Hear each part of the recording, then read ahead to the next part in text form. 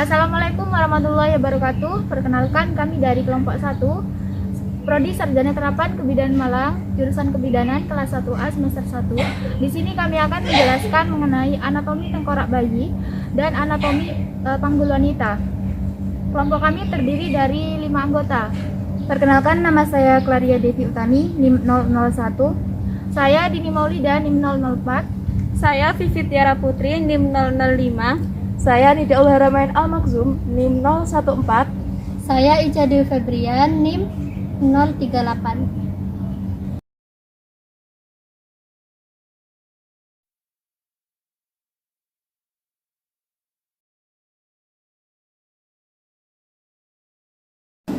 Anatomi panggul pada sistem muskuloskeletal. Yang pertama ada bagian panggul. Bagian panggul dibagi menjadi 2. Yang pertama bagian keras yang dibentuk oleh tulang dan membentuk suatu corong. Yang kedua bagian lunak. Bagian lunak ini dibentuk oleh otot-otot dan ligamentum. Bagian keras dibagi menjadi 2, yakni yang pertama ada pelvis mayor dan pelvis minor. Pelvis mayor yakni berfungsi untuk menopang sebagian isi dari abdomen, dan pelvis minor berfungsi sebagai kerangka untuk melindungi bagian-bagian organ internal. Untuk struktur tulang panggul terdiri atas 2 tulang pangkal paha atau os coxae, kemudian ada 1 tulang kelangkang atau os sacrum, dan ada 1 tulang tungging atau os coccygeus. Yang pertama, os coxae. Os coxae terdiri dari 3 bagian. Yang pertama ada os ilium atau tulang usus, yaitu untuk menopang usus. Yang kedua ada os ischium. Os ischium atau tulang duduk, dan yang ketiga ada os pubis. Os pubis atau disebut juga tulang kemaluan. Os coxae ini berhubungan dengan sacrum yang dihubungkan dengan suatu persendian tulang yang disebut articulatio sacroiliaca. Tulang. Adapun di os coxae ada acetabulum yang berbentuk lengkungan yang merupakan cawan untuk kepala tulang paha atau disebut capus femoris. Jadi pangkal dari os femoris dia menempel pada pelvis panggul di acetabulum. Bagian pertama dari os coxae yaitu ada os ilium atau disebut juga tulang usus. Tulang usus ini merupakan tulang terbesar dari panggul dan membentuk bagian atas dan belakang dari panggul.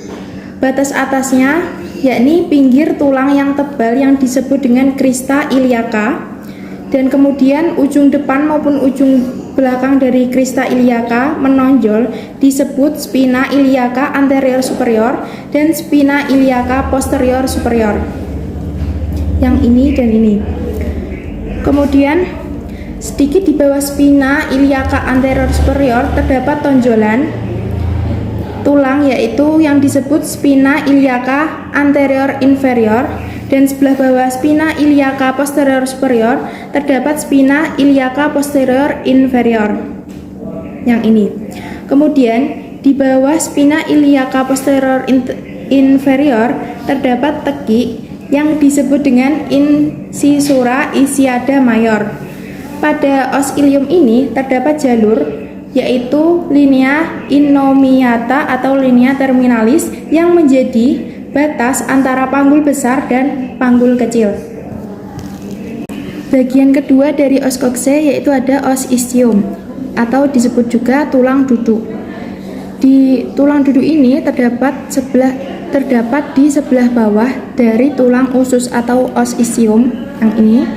Kemudian pinggir belakangnya berduri yang disebut juga spina ischiadica, dan di bawah spina ischiadica ini terdapat incisura ischiadica minor.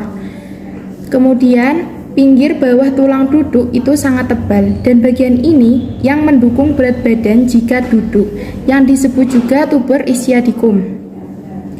Kemudian bagian ketiga dari os kokse ini disebut juga os pubis atau tulang kemaluan. Os pubis ini terdapat di sebelah bawah dan depan dari tulang usus atau tulang ilium.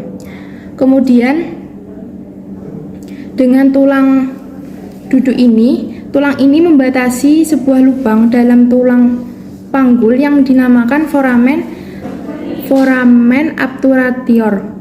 Tangkai tulang kemampuan os pubis ini berhubungan dengan os ilium yang disebut juga ramus superior ossis pubis, dan bagian yang berhubungan dengan tulang duduk yang disebut ramus inferior ossis pubis.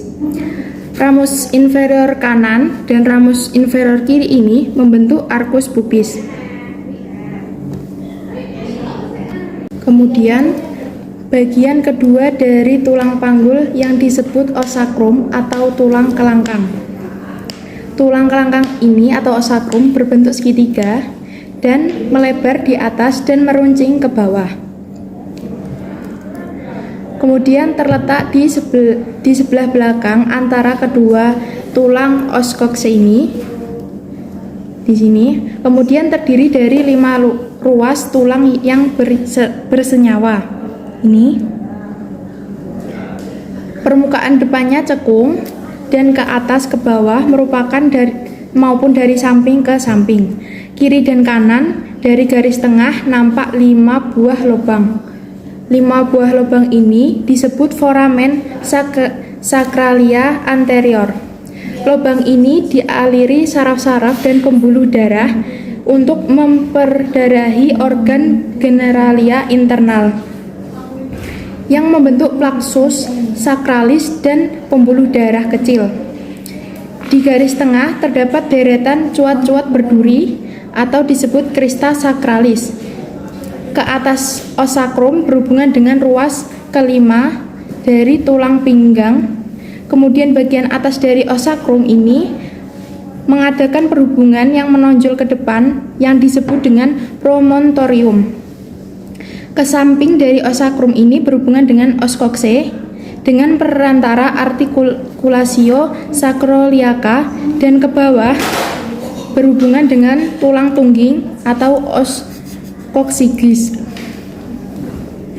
Kemudian bagian yang ketiga yang disebut tulang tungging atau os coccygeus berbentuk segitiga kecil, terdiri atas 3 sampai 5 ruas tulang yang bersatu dan setiap orang itu berbeda-beda. Pada persalinan, ujung tulang ini dapat bergerak ke belakang hingga menambah ukuran pintu bawah panggul ini, dan ini berfungsi untuk jalan lewatnya bayi dan dihubungkan dengan jari persendian dengan os sacrum sehingga bisa bergerak saat persalinan, seperti itu. Yang pertama, dari permukaan belakang os sacrum ke os ilium disebut ligamentum sacroiliaca posterior. Yang kedua, dari permukaan depan os sacrum ke os ilium disebut ligamentum sacroiliaca anterior, ligamentum iliolumbalis, dan ligamentum sacroiliaca interose. Yang ketiga, dari os sacrum ke spina ischiadica ialah ligamentum sacrospinosum. Yang keempat, dari os sacrum ke tuber ischiadica ialah ligamentum sacrotuberosum. Yang kelima, dari os kokse kiri dan kanan dihubungkan oleh simfisis pubis.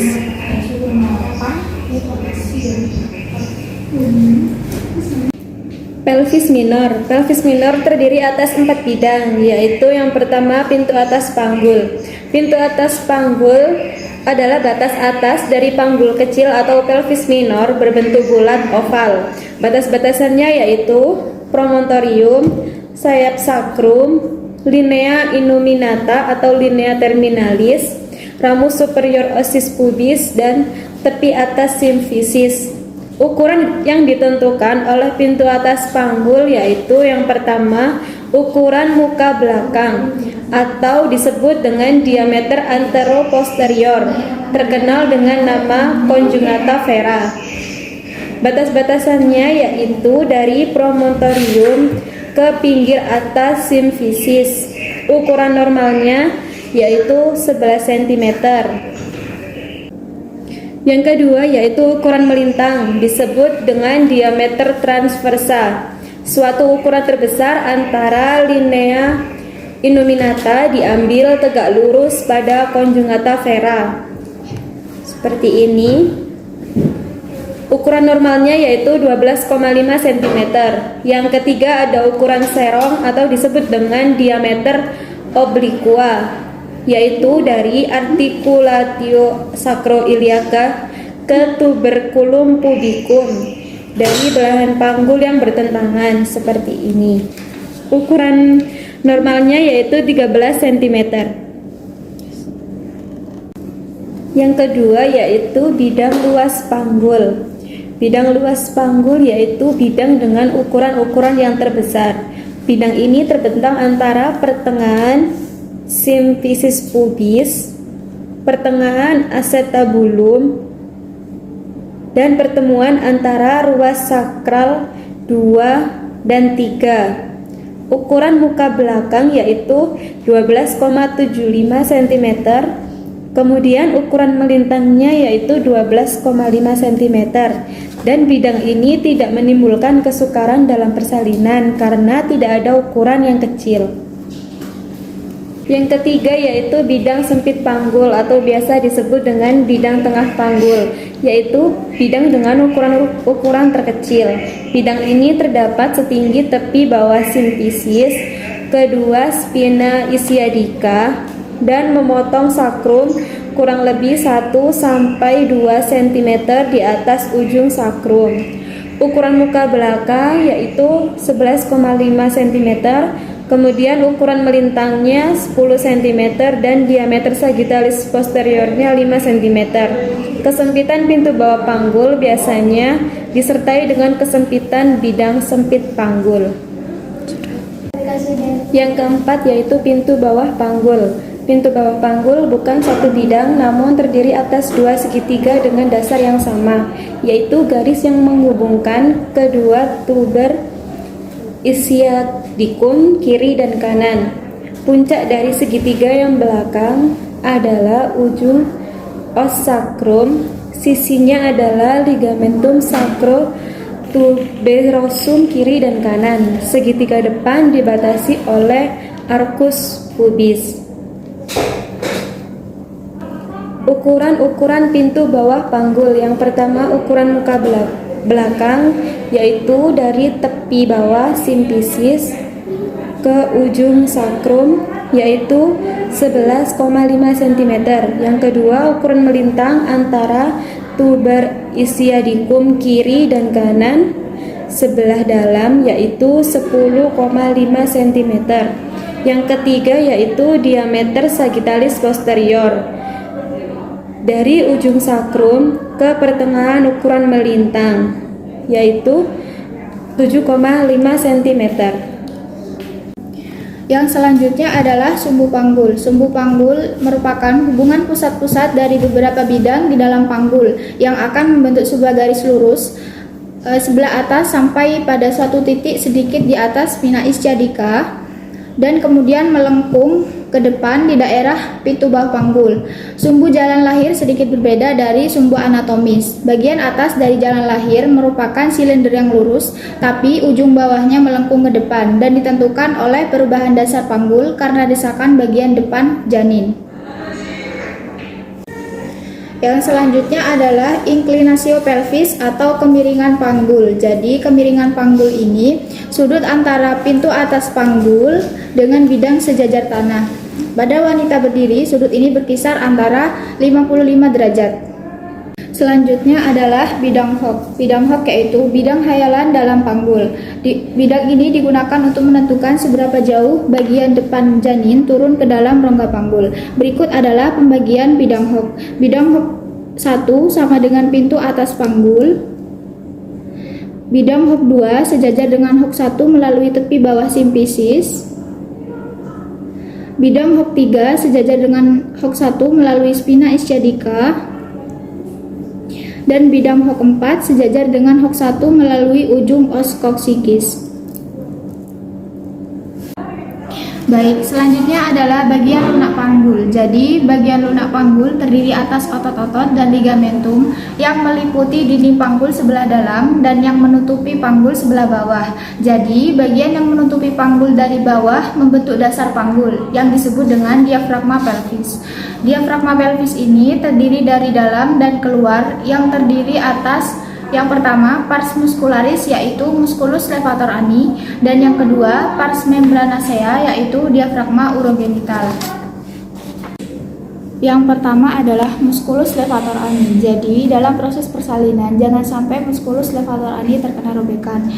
Apabila mengalami kerusakan, sulit untuk memperbaikinya dan ada kemungkinan bagian feses bisa masuk ke vagina.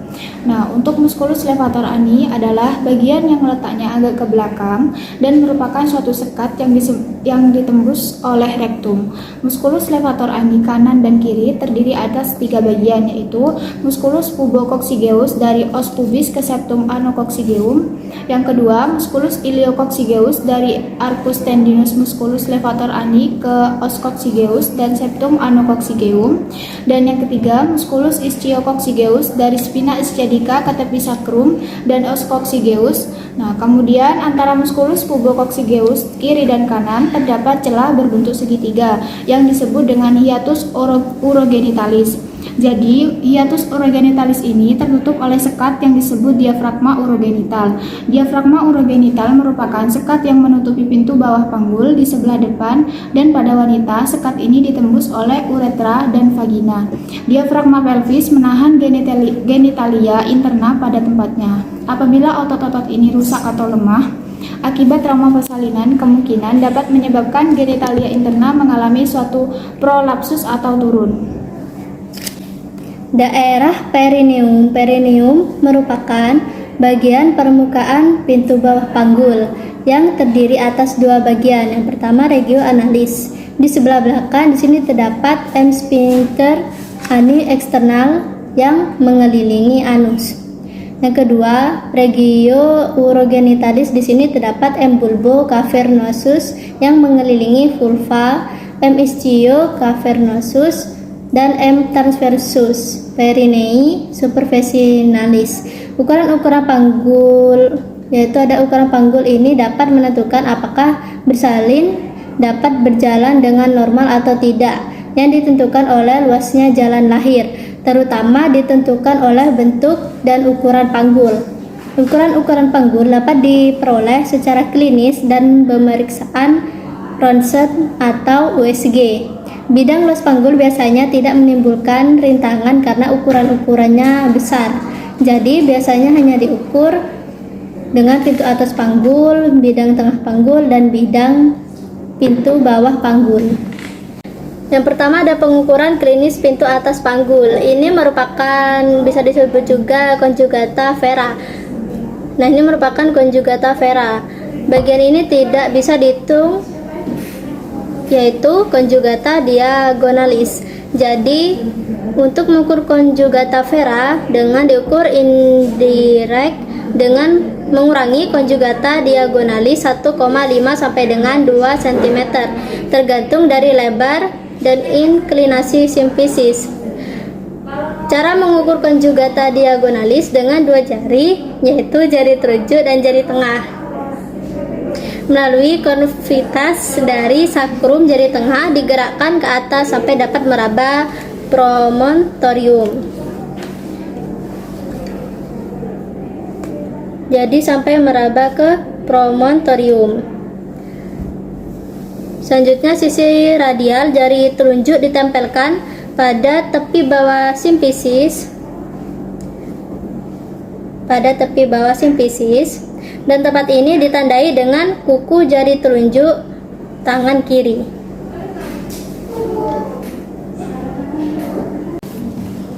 Selanjutnya ada pengukuran klinis bidang tengah panggul atau bidang sempit panggul. Batasannya adalah tepi bawah simfisis spina ichiadica bagian dalam, dan kemudian bagian belakang memotong sakrum kurang lebih 1,5 cm di atas ujungnya.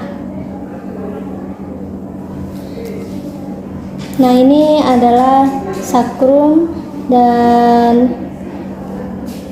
kurang lebih 1,5 cm di atas ujungnya. Dan untuk ukuran muka belakang panggul dari tepi bawah simfisis ke atas ujung sakrum 1-2 cm, panjangnya kira-kira 11,5 cm dari sini hingga sini. Lalu ada ukuran melintang dari kedua spina ichiadica kanan dan kiri. Spina ichiadica kanan dan kiri, panjangnya kira-kira 10 cm dan ada diameter sagittalis posterior dari sakrum pertengahan ruas spina ichiadica. Diameternya 5 cm.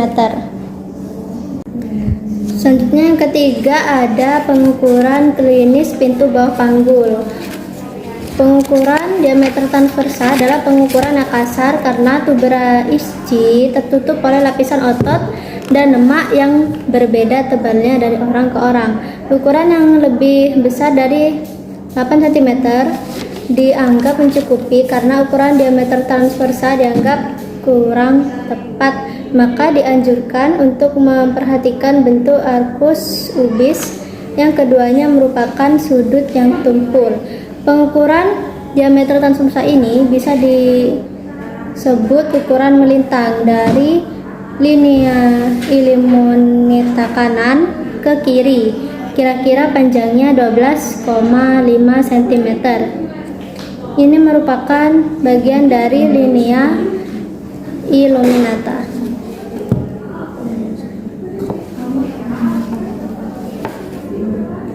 Selanjutnya ada diameter serong dari articulatio sacroilineal ke tuberculum pubisum. Articulatio sacroiliaca itu ada di sini ke tuberculum pubisium. Panjangnya kira-kira 13 cm.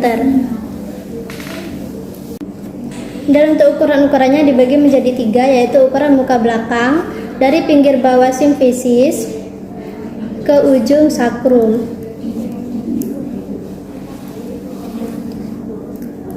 Kira-kira panjangnya 11,5 cm.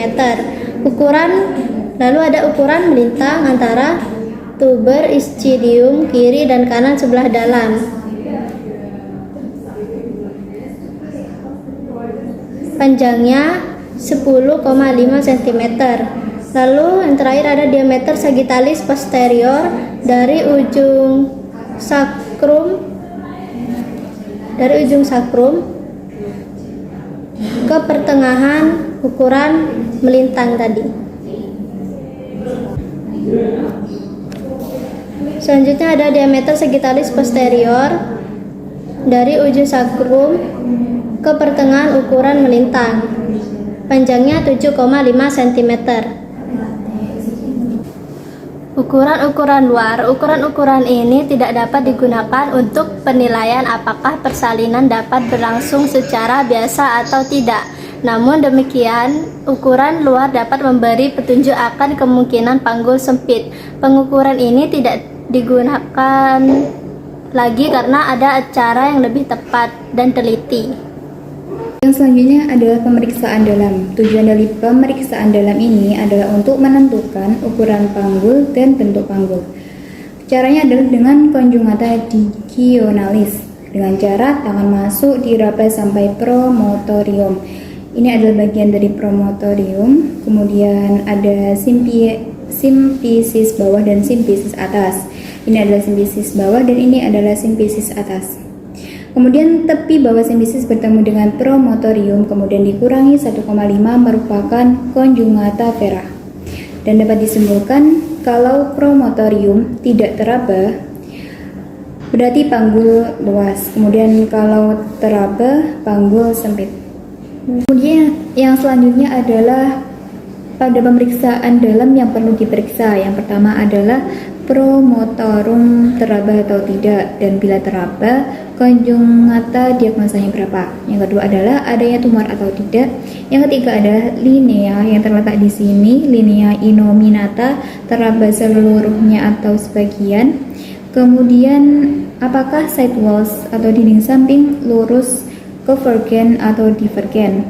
Yang kelima adalah kedua spina ischiadica menonjol atau tidak, yang letaknya di sini dan di sini. Kemudian os sacrum mempunyai inklinasi ke depan atau belakang, letaknya di sini. Dan yang terakhir adalah sudut arcus pubis luas atau tidak. Dasarnya selanjutnya adalah pengukuran Röntgen atau USG. Röntgen sudah tidak dianjurkan karena USG lebih aman, tidak menimbulkan radiasi. Keuntungan mengukur dengan alat ini adalah sebagai berikut. Yang pertama adalah dapat diukur secara pasif seperti diameter transversa dari pintu atas panggul, ukuran spina ischiadica yaitu tepatnya di sini dan di sini. Kemudian juga dapat memperlihatkan bentuk panggul, dan yang terakhir adalah menentukan ukuran janin melampaui pintu atas panggul. Yang selanjutnya adalah pembahasan tiap-tiap bentuk panggul menurut Caldwell. Yang pertama adalah ginecoid, adalah bentuk panggul yang paling umum pada wanita. Diameter anteroposterior sama dengan diameter transversa bulat dan ditemukan pada 45% wanita. Yang kedua adalah android, yaitu bentuk pintu atas panggul hampir segitiga, umumnya pada panggul pria pada dimensi transversa dekat dengan sakrum. Umumnya pada laki-laki, pada wanita ini adalah 15%. Kemudian yang selanjutnya adalah panggul antropat, yaitu pintu atas panggul agak lonjong seperti telur pada dimensi anteroposterior, lebih besar daripada dimensi transversa, dan 35% pada wanita. Yang terakhir adalah panggul platypeloid, yaitu ukuran transversa lebih besar daripada anteroposterior, dan 5% terletak pada wanita. Sekian penjelasan dari kelompok kami. Mohon maaf apabila ada salah kata. Wassalamualaikum warahmatullahi wabarakatuh. Terima kasih.